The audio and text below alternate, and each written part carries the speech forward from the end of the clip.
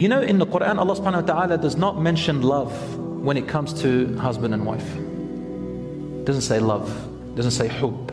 There's an ayah in the Quran that says, وَجَعَلَ بَيْنَكُمْ مَوَدَّةً وَرَحْمَةً. He made between you mawadda and mercy. Mawadda is from where love comes from. Mawadda is a treatment of love, but not necessarily in here. So a husband could love his wife but not full-heartedly. A wife could love her husband not full-heartedly. And when you get married, that love can be high and it can go lost. Sometimes a person doesn't love and then their love increases, depending on how you treat each other and sacrifice and spend your life.